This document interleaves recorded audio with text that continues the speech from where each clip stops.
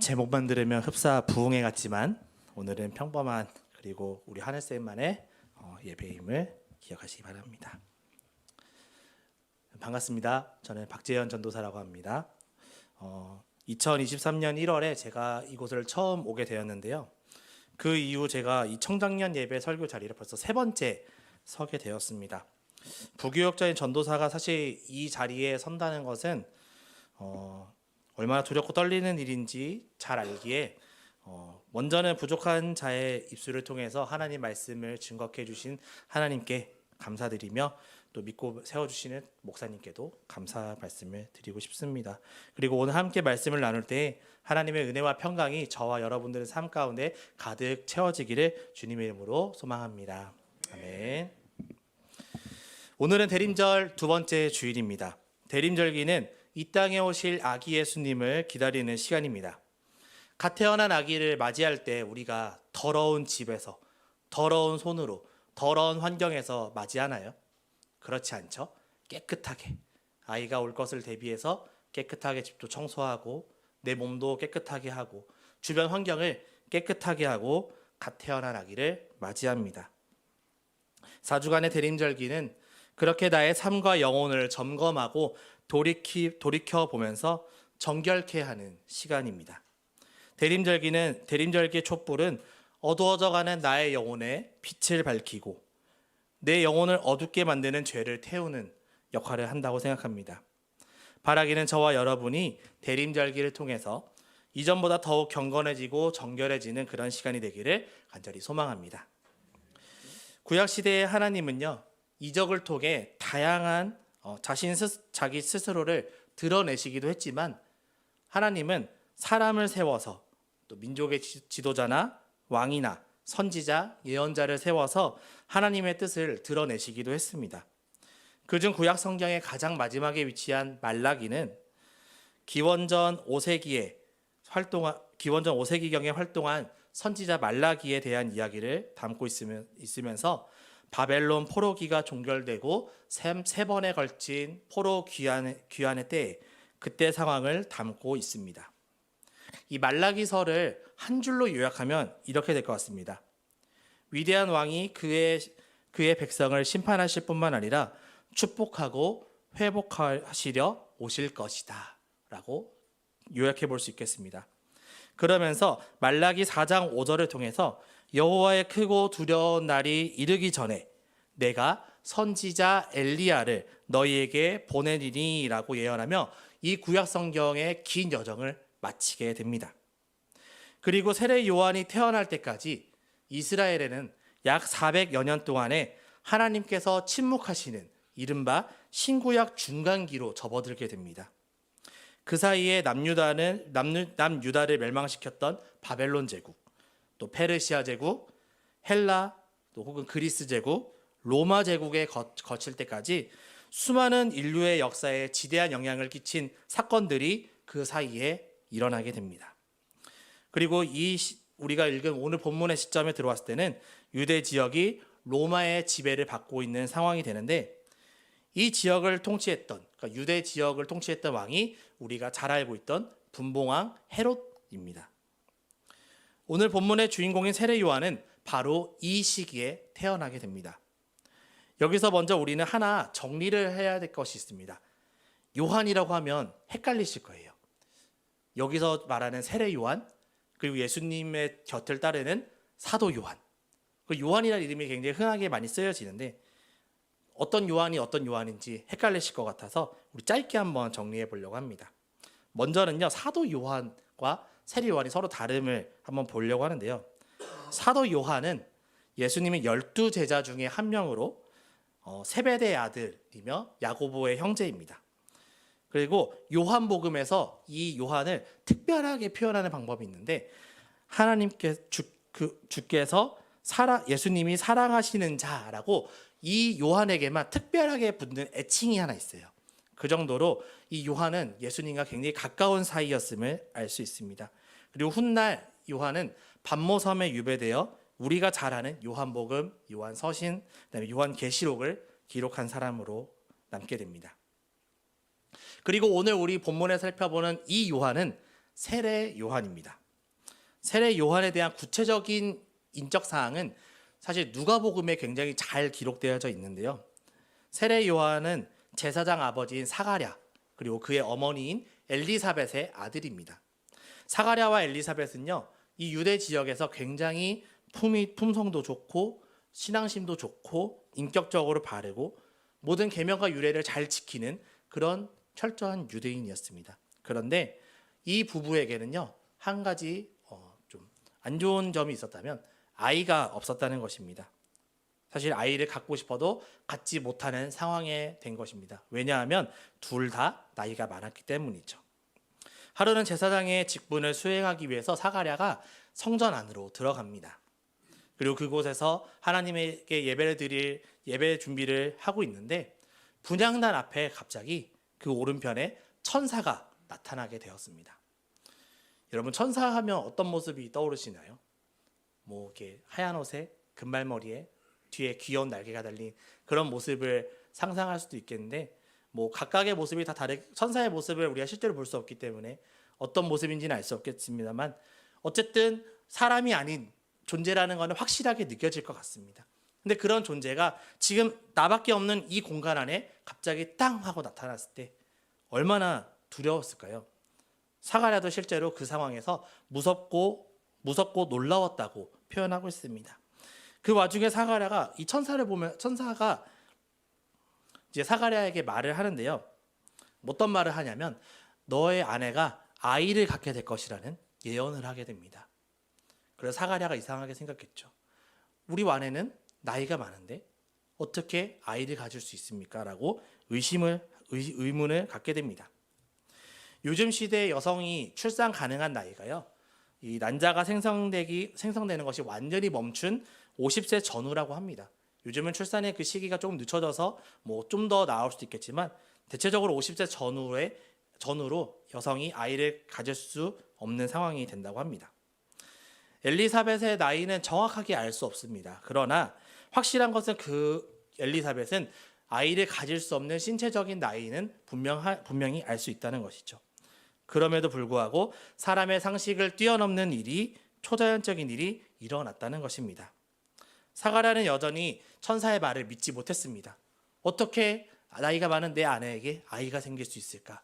의심을 하고 있는 사가랴에게 천사는 그의 입을 봉인해 버립니다. 말을 못하게 만든 것입니다. 언제까지 말을 못하냐면 요한이 태어날 때까지 말을 못하게 합니다.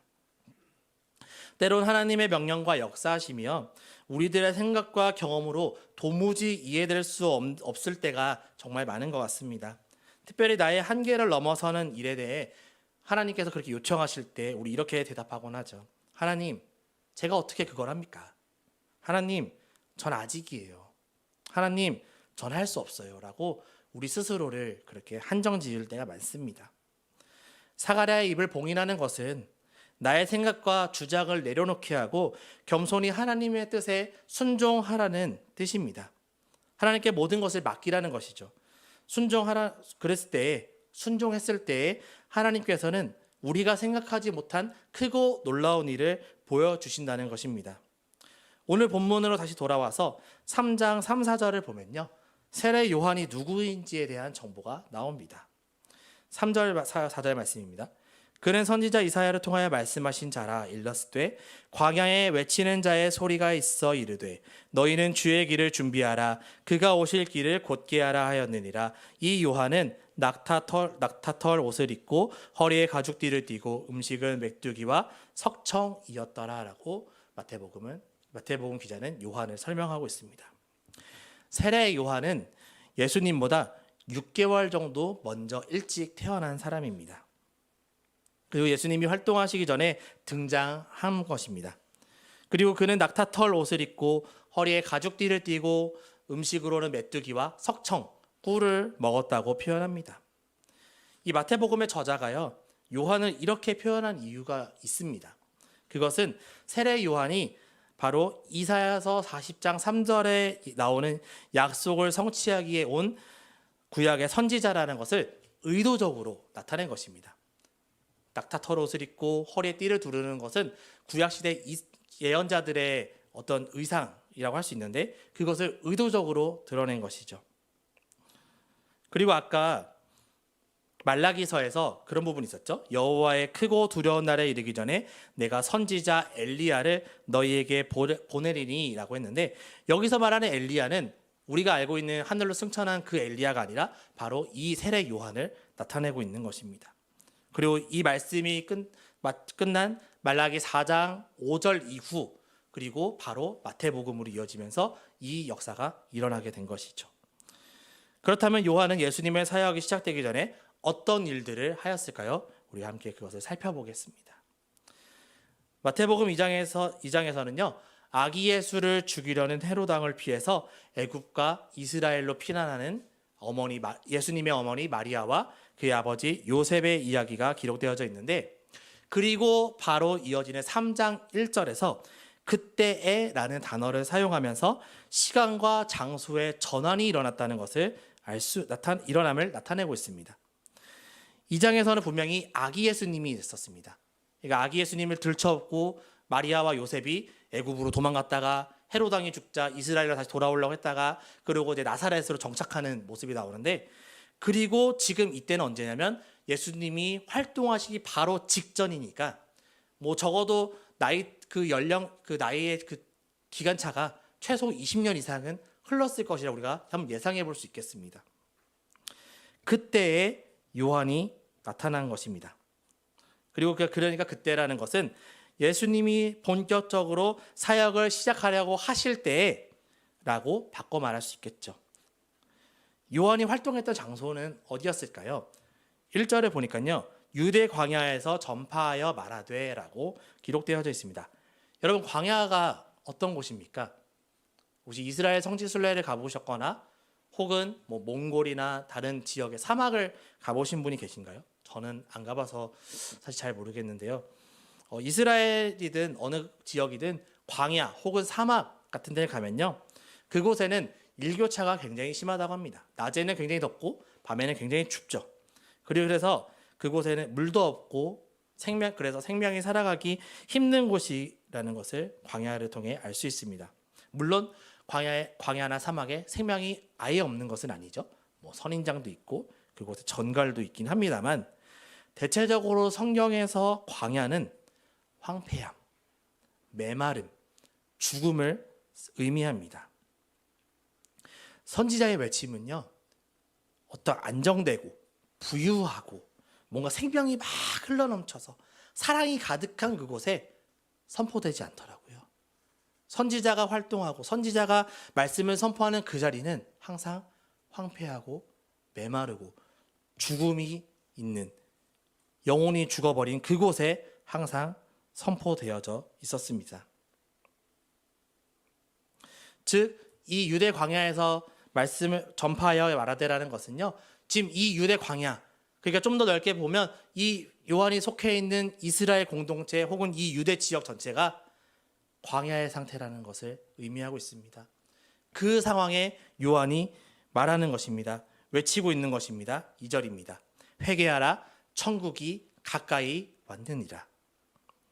세례 요한을 통해 선포되는 이 말은 네 개의 복음서 중에서 이 회개하라 천국이 가까웠느니라라는 이 표현이 마태복음에만 등장합니다.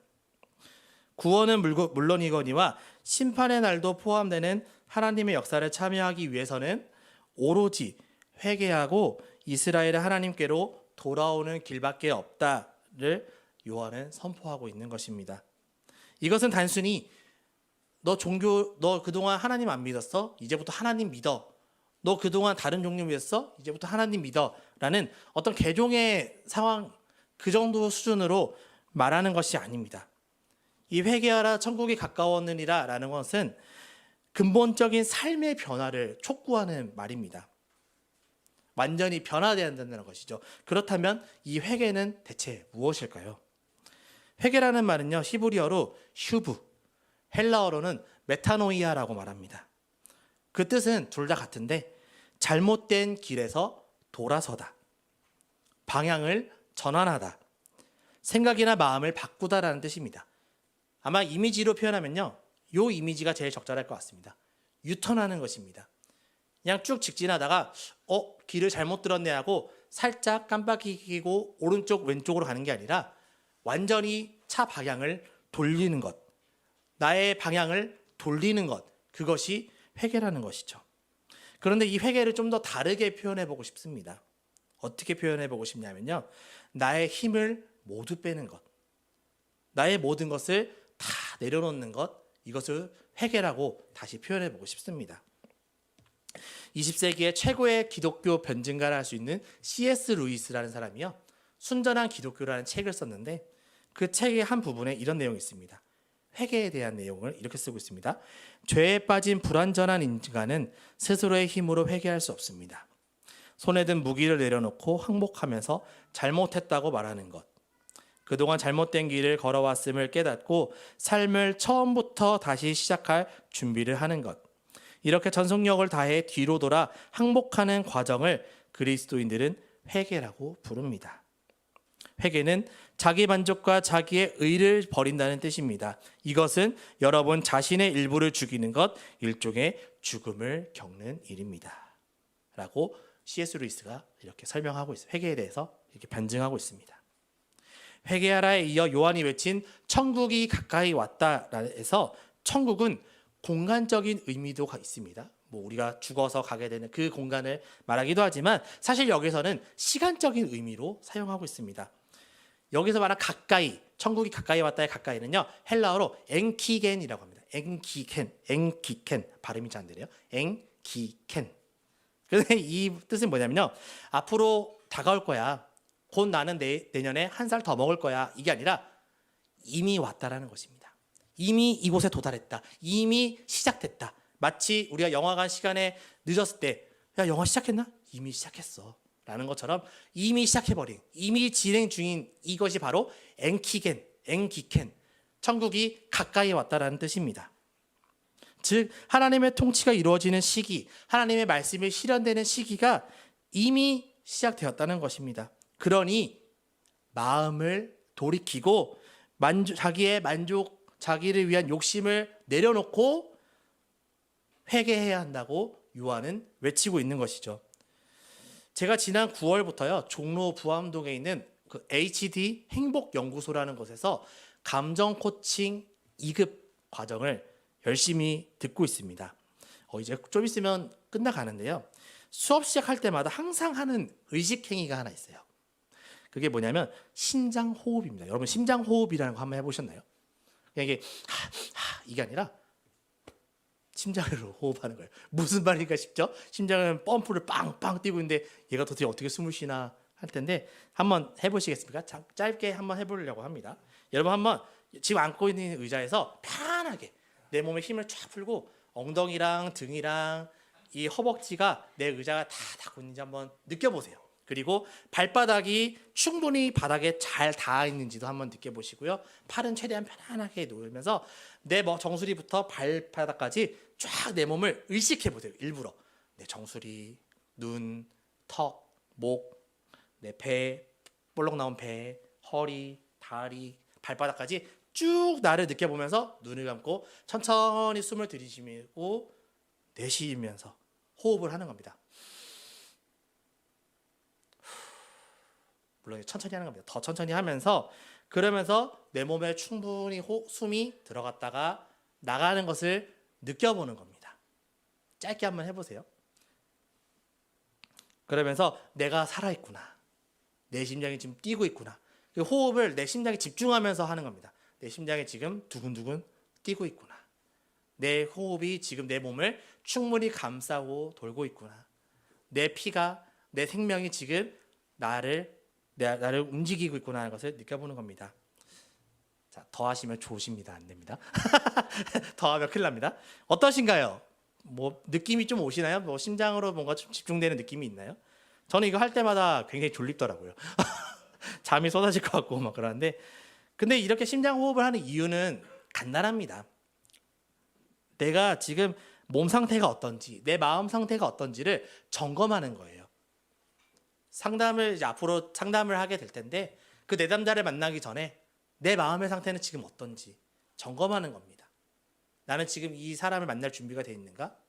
그만큼의 마음 상태와 몸 상태가 돼 있는가를 이 심장 호흡으로 점검하는 거예요. 그렇게 심장 호흡을 통해서 나의 불안한 마음, 놀라는 마음, 화나는 마음을 잠재우고 차분한 마음에 이르게 하는 것입니다. 저는 이 심장 호흡이요, 영적인 의미에서 회개라고 다가오게 되었습니다. 회개는 크고 작은 죄를 지었을 때마다 하는 것도 물론 있지만, 사실 회개는 매일매일 내 삶을 점검하는 것이라고 그렇게 받아들여집니다. 나는 하나님 앞에 올바른 신앙인으로 서 있는가? 나는 하나님 앞에 내 말씀을 삶으로 실천하고 있는가를 점검해 보는 것이죠. 이 회개를 통해서 점검해 보는 것입니다. 그래서 나의 힘으로는 내가 이 상황들, 내 이 마음을 해결할 수 없구나. 그렇기 때문에 내가 하나님이 필요하구나 라는 것을 깨닫는 그 과정, 그것이 바로 회개인 줄로 믿습니다. 그렇게 유대 광야에서 세례 요한이 회개를 촉구했을 때요, 어떤 반응이 일어났나요? 5절 6절 말씀을 우리 함께 보겠습니다. 5절과 6절 말씀 함께 읽어볼까요? 시작. 이때에 예루살렘과 온 유대와 자기들의 죄를 자복하고 한강에서 그에게 세례를 받더니, 우리나라 역사에서 가장 암울하고 잔혹했던 1900년대 일제강점기 시대, 그리고 그 중에서 1903년에는요 원산에 선교를 하러 온 의료 선교사 로버트 하디라는 사람이 있었습니다. 그 당시에 이 원산 지역에서 많은 선교사들이 모여서 우리의 이 조선을 위해서 기도합시다, 이 조선의 부흥을 위해서 기도합시다라고 많은 사람들이 모여 있었을 텐데, 그때 한국에 들어온 로버트 하디에게 선교사님 3번의 강의를 맡아주십시오라고 부탁을 합니다. 그래서 하디가요 원산에 와서 강의를 합니다. 그런데 그 강의를 하고 있는 이 로버트 하디의 마음에는 어떤 마음이 있었냐면요, 나는 명문 토론토 대학 출신이야, 거기에 의과 대학 출신이야, 나는 의사고 순수 영국인이야, 나는 우월한 백인이야, 한국인은 미개해. 나는 그 마음이 하디의 마음속에 있었다고 합니다. 그 마음으로 강의를 나간 거예요. 그런데 성령께서 이 모든 것을 깨닫게 해주셨다고 합니다. 그리고 하디는요, 이 강의를 인도하는 내내 울면서 거기에 있던 동료 선교사들에게 자신이 지금 이런 마음을 갖고 있었다는 것을 말할 수밖에 없게끔 성령님이 만드셨다는 거예요. 그 모든 것을 다 토해내게 만든 겁니다. 내가 이런 마음을 가지고 있었어, 내가 이런 생각을 갖고 있었어 라고 말이죠. 그러면서 그렇게 눈물로 회개하자 그 옆에 있던 동료 선교사에도 나도 그랬어 라면서 회개의 역사가 일어났다는 겁니다. 그렇게 회개가 일어나고, 또 이 원산뿐만 아니라 다른 지역에서 하디가 설교할 때마다 제가 이런 마음이 있었습니다, 제가 이렇게 생각했습니다 라고 할 때마다 그곳에 회개의 역사가 일어났다고 해요. 그래서 우리가 잘 아는 이 한국 기독교의 큰 획을 그은 그 대부흥운동이 원산 대부흥운동, 평양 대부흥운동, 백만인 구령운동 등의 이 역사가 바로 이 시점에 일어났다는 것이죠. 무엇을 통해서요? 회개를 통해서. 나의 죄를 드러내고 나의 죄를 자복했을 때, 그때 진정으로 하나님께서 역사하셨다는 것입니다. 성도 여러분, 우리가 함께 신앙생활하고 있는 이 하늘샘 교회도요, 바로 나의 죄를 자복하고 변화되는 하나님의 임재가 있는 곳임을 우리가 기억하시길 바랍니다. 내 영혼을 점검할 수 있고 돌아볼 수 있는 교회가 있다는 것은요, 사실 굉장한 축복이라고 생각합니다. 왜냐하면 성도들의 삶을 돌아보지도 않고 아랑곳하지 않고 그저 교회의 규모와 크기만을 세우려고 하는 명예와 과시욕에 사로잡힌 교회들이 생각보다 많기 때문입니다. 특별히 5절에서 예루살렘과 온 유대와 요단강 사이의 각 사방에서 다 그에게 나와 자기 죄를 자복하고라는 이 구절이요, 정말 많이 와닿게 됐는데요. 생각해 보았습니다.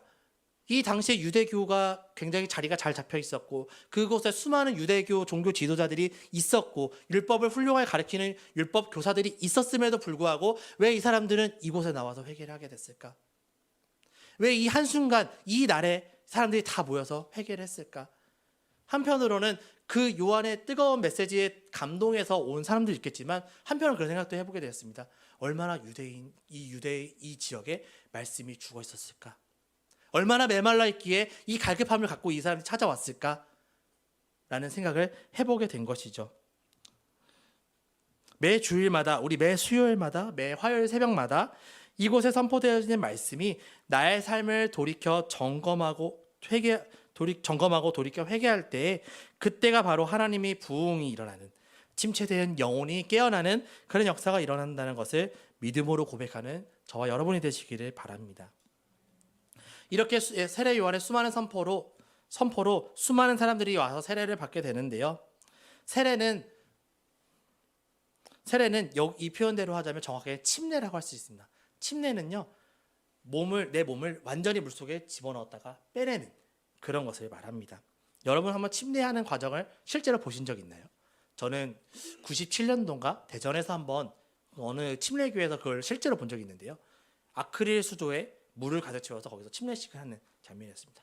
이렇게 기도를 하고 성도님을 물속에 풍덩 넣어다 빼는 그 과정이었는데, 어린 시절에 그 당시에 그 장면은 굉장히 충격적으로 다가와서 지금도 그것을 기억하고 있습니다. 물은 생명이자 죽음을 상징합니다. 물속에 몸이 들어감으로써 이전에 내가 죽고 물 밖으로 나오면서 새로운 나로 다시 거듭나는 것이 바로 세례라고 합니다. 세례라고 할 수 있습니다. 그런데 이 세례를 베푸는 그 현장에 바리새인과 사두개인이 나타났다고 말하고 있습니다. 진짜 생뚱맞은 장면이죠. 갑자기 이렇게 은혜롭고 막 뭔가 축복이 넘치는 그 장면에 바리새인과 사두개인이 나타났다는 것. 이들은요, 소위 정통 유대인, 순결한 유대인, 그리고 고위 가문의 유대인이라는 그런 타이틀을 갖고 있는 사람들이었는데, 이 바리새인과 사두개인은 사실 둘이 만날 수 없는 사람들이에요. 원수 같은 사람들이 존재입니다. 서로가 서로를 싫어해요. 그런데 섞이게 됩니다. 어떻게 섞이게 되냐? 마치 물과 기름을 섞는 계면 활성제처럼요, 이 둘이 하나가 되는 계기가 있어요. 그게 뭐냐면 바로 세례 요한과 예수님입니다. 왜냐하면 이들은 서로 철천지 원수 같아 보이지만 이 둘 다 공통적으로 느끼는 건 뭐냐면 자신들이 갖고 있는 권력과 부와 명예가 무너진다는 것을 느꼈기에 서로 힘을 합친 것입니다. 우리가 힘을 합쳐서 저 세례 요한, 저 예수를 몰아내자라고 담합하게 되는 것이죠. 특별히 이들은요, 로마 제국이라는 이 지배하에 있던 유대인들, 그 혼란스러운 유대의 그 민족의 상황에 틈타서 아마 잘 자리를 잡았을 것입니다. 사람이 제일 불안할 때 찾는 것이 종교 아니겠습니까? 신앙심 아니겠습니까? 그렇기 때문에 그 자리에서 이들이 율법을 가르치면서 그들을 잘 사람들을 모으고 공동체를 형성하고 그 안에서 부와 권력과 명예를 만들어 갔을 것입니다. 또 특별히 로마를 지배하고 있던 그 지배 세력들에게 아첨하면서 자신들의 그 자리를 잘 지켜나가려고 했던 것이 바로 이 유대 지도자들이었다는 것이죠. 그런데 그 인기와 모든 것이 한순간에 뺏길 위기가 찾아온 것입니다. 왜일까요? 아까 말한 것처럼 사람들이 이 유대 광야로 다 찾아왔기 때문에. 지금 한 번의 사건이긴 하지만서도 앞으로 계속 이렇게 요한이 활동을 한다면 내가 위험할 수 있겠구나 느꼈을 것입니다. 예수님 때도 그랬죠. 예수님이 움직일 때마다 사람들이 모이니 그곳에 항상 바리새인과 사두개인이 호시탐탐 예수님을 노리고 그 예수님을 함정에 빠뜨리려고 했던 것이죠. 그럴 때에 세례 요한이 그들을 향해 비판을 합니다. 독사의 자식들아, 누가 너희를 가르쳐 임박한 진노를 피하라 하더냐라고 말이죠. 독사의 자식이라는 표현은 마태복음에 3번 표현될 정도로 표현이 되는데, 특히 이들에게만 사용되어지는 표현입니다. 바리새인, 사두개인과 같은 사람들에게만 독사의 자식들아라는 표현이 사용되어지는데, 이것은 뭐냐? 겉은 화려하나, 겉은 멀쩡하나, 겉은 크리스천이나 속은 비어있는 외화내빈의 상태, 그 상태인 사람들을 향해서 말하는 것이 바로 독사의 자식들아라는 강한 질책입니다. 그리고 이 유대 지도자들은 생각했습니다. 여호와의 날, 임박한 진노, 그러니까 흔히 말하는 하나님의 심판은요, 우리가 아니라 저기 있는 이방인들한테만 해당될 거야. 왜? 나는 아브라함의 자손이니까. 나는 하나님이 선택한 민족이니까. 그러니까 나는 이 심판에 해당되지 않아라고 자만했던 것이죠. 그런데 요한이 거기에 일침을 가능합니다. 아니, 너희들도 심판받아.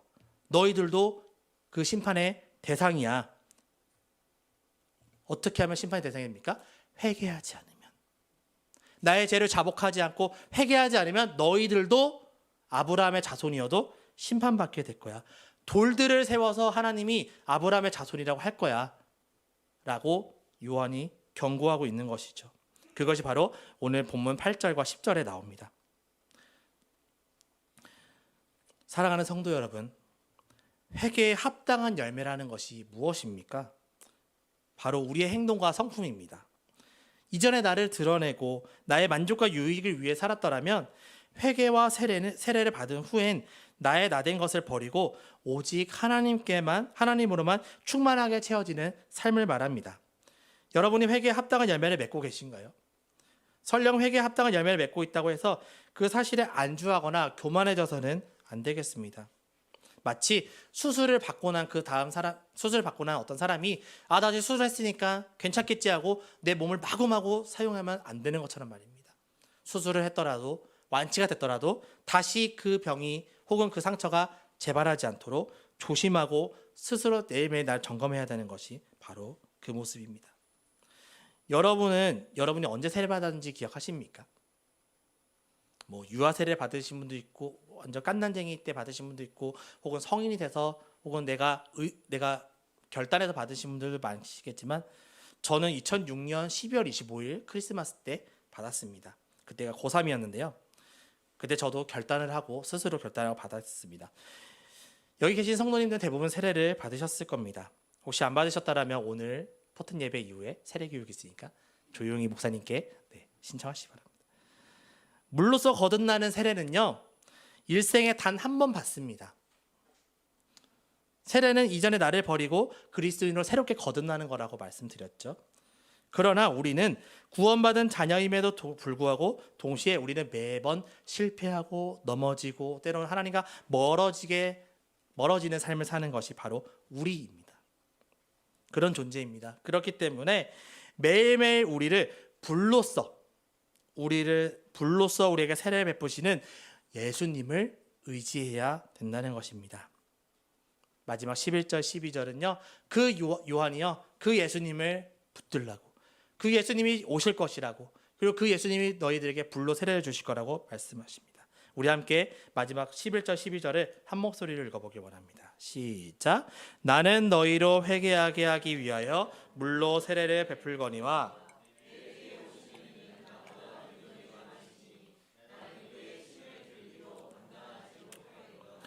그는 성령과 불로 너희에게 세례를 베푸실 것이요 손에 키를 들고 자기의 타작마당을 정하게 하사 알곡은 모아 곡간에 드리고 쭉정이는 꺼지지 않는 불에 태우시리라. 아멘. 이제 말씀을 마치려고 합니다. 이 땅에 처음 오신 예수님은 죽음을 이기시고 부활하신 후 하늘로 승천하셨습니다. 그리고 그때가 언제인지는 알 수 없으나 다시 오실 것을 우리에게 약속하셨습니다. 세례 요한이요 처음 오실 주님을 기다리면서 그 굽어진 길을 곧게 펴나가는 그 작업을 했다면요, 언제 오실지 모르지만 그러나 반드시 오시겠다고 약속하신 그 주님을 기다리는 것은 세례 요한이 아니라 바로 우리가 돼야 될 줄로 믿습니다. 그렇게 되려면 어떻게 해야 될까요? 회개해야 하면서 날마다 나의 신앙을 매일매일 점검하면서 하나님 앞에 선 나의 모습은 어떤지를 매일 점검하면서 늘 하나님 앞에 깨어있는 삶을 살아야 될 줄로 믿습니다. 바라기는 세례 요한처럼 우리가 그러한 삶을 살아가며 늘 영적인 감각을 깨우며 날마다 회개함으로 이미 가깝고 이미 시작된 이 천국 하나님의 나라가 저와 여러분들 삶에 날마다 펼쳐지기를 주님의 이름으로 간절히 소망합니다. 기도하겠습니다. 하나님 감사합니다. 오늘 말씀을 통해 우리의 신앙을 점검하고 우리의 신앙을 다시금 돌아봅니다. 하나님, 저희들의 삶을 붙들어 주시고 날마다 우리가 회개가 있는 삶이 있게 해주시고 날마다 하나님의 천국을 사모하며 그 소망을 품고 살아가는 우리들이 되게 하여 주시옵소서. 이 말씀을 들을 때마다 저희들 늘 깨어나게 하시고 우리의 영혼이 메마르지 않도록 날마다 기도와 찬양과 예배를 멈추지 않는 우리 모두가 될 수 있도록 하나님 함께해 주시옵소서. 예수님의 이름으로 기도드렸습니다. 아멘.